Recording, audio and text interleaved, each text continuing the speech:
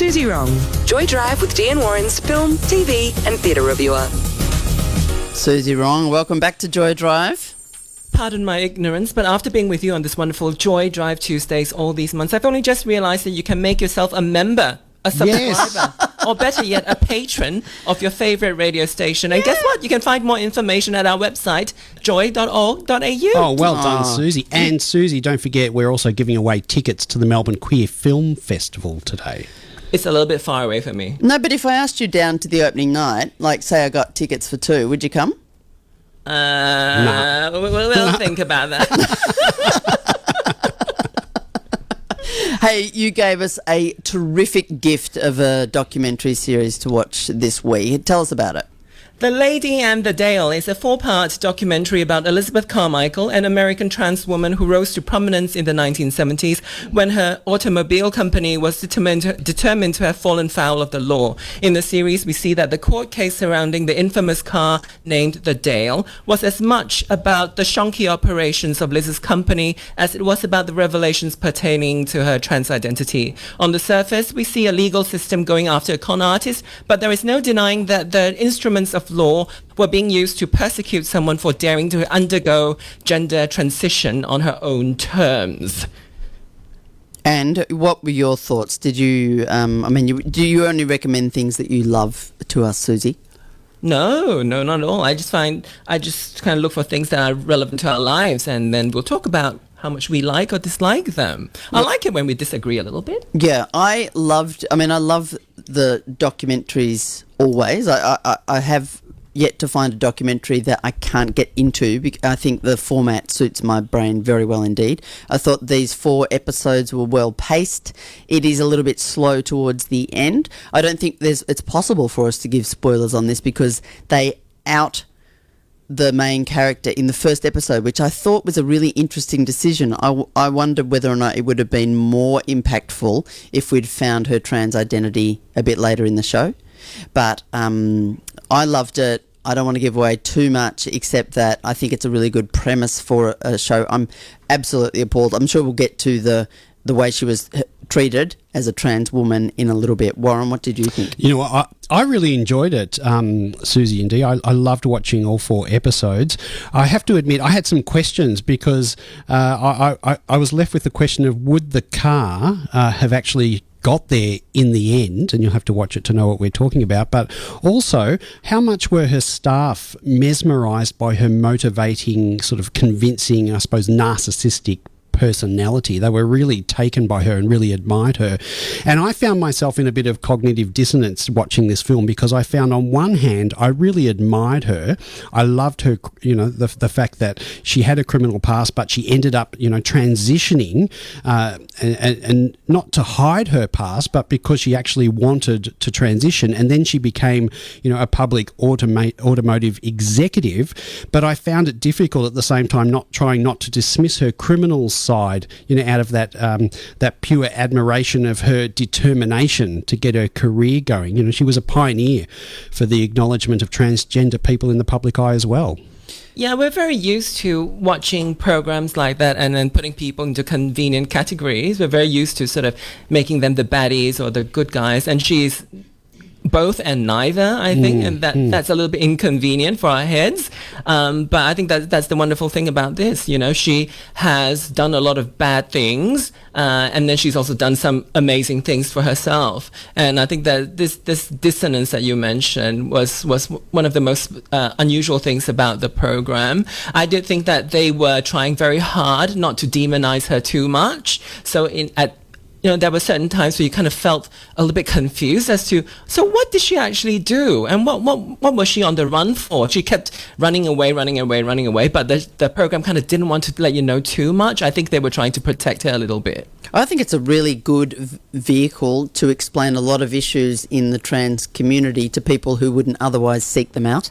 I think that talking about there's a man who is fallen foul of the law, and unrelated to that, he's transitioning into a woman, and then I think he would have got away with all of the stuff he was doing as a man, and the only reason, without spoiling too much, the only reason that she is looked into as a woman, Elizabeth is looked into, is because they say there's something about her we don't like, and we think it wasn't even her gender. Like, they originally got her on her university credentials. They're like, hang on a minute, where did you study? And we'll look into that. And there was nobody by that name studying there. Oh, hang on a minute. And then once they had the hey bingo moment of this woman is not all she seems, then they start misgendering her, dead naming her. It just opens a can of whoop-ass on the situation, and it becomes something else entirely. As a trans woman, Suzy Wrong, the issue of being incarcerated in a male prison, that had never even occurred to me, because I just hadn't thought it through. But as that transpired, I was like, that is a massive issue. Was that still the case, do you think?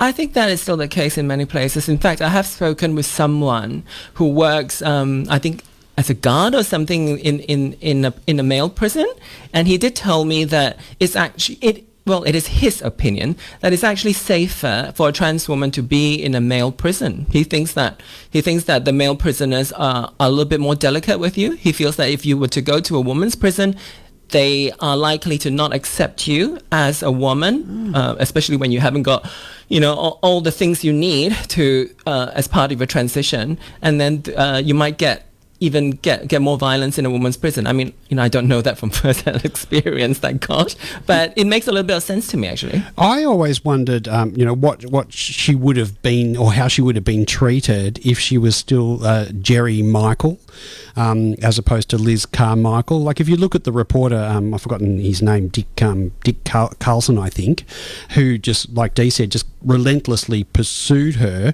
sort of under the guise of chasing up this car maker, this fraudulent car maker, but really it was driven by the questions and the bigotry towards transgender people. And what I found interesting was his son is also a conservative Fox host now, who still shows the same sort of conservative traits. Daddy's boy. There are these people who are just obsessive over the trans thing. It's really weird, and I think those interviews with that guy were particularly interesting, because you kind of give him enough rope and he hangs himself. You didn't have to prompt him too much, and he was just showing how like unreasonable he was with the whole issue. And did you notice, Suzy Wrong, we are talking with Suzy Wrong about the documentary series The Lady and the Dale, which is streaming now on Binge in Australia.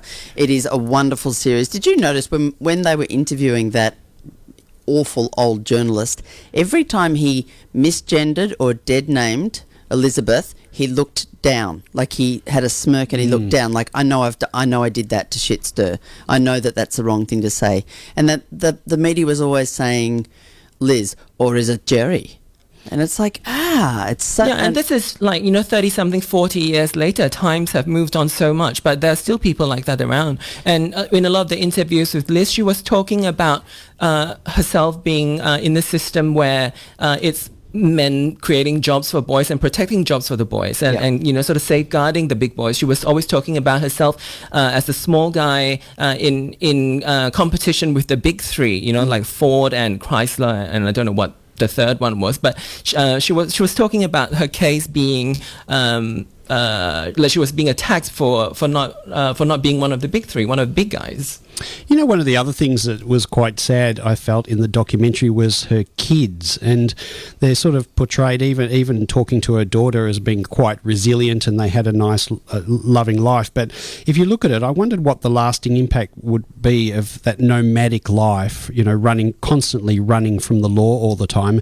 And I couldn't help but wonder if they'll ever fully process and be free of that. I mean, that's a traumatic childhood, but it's just represented in the documentary as being a childhood full of love. But you can see now, they're stateless, they can't get healthcare or whatever it was, because of what happened with their mother.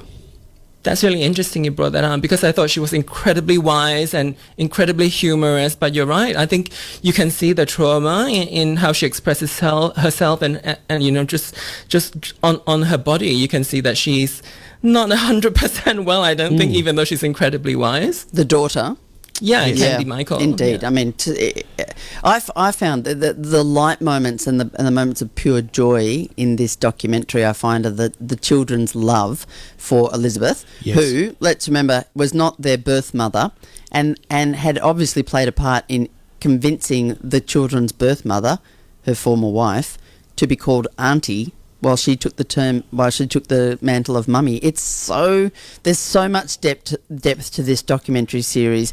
I absolutely smashed it and loved it. And now that I've done that, I'll let myself Google to see what happens in the end. But don't Google ahead, anybody, if you're watching it. But aren't you surprised that we've never really heard of her or even the Dale before? I mean, it's such a massive, massive story that we're only hearing about now. I love it. I absolutely love it. Thank you, Suzy, for bringing it to us. What have we got for homework next week?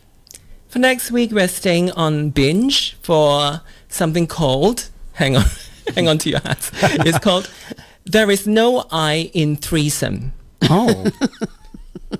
Okay, that sounds really I good. have to spell it out in my head to make sure that's true. Yeah, no, that's true. There is no I in threesome. So next week we'll get into some bisexual, pansexuality. Let's bring Fabulous. it. That's great. Suzy Wrong, thanks for joining us again. We love the documentary series. It's called The Lady in the Dale, and it's streaming now on Binge. Right now, I'm very glad, and I'll see you next Tuesday. See you next Tuesday.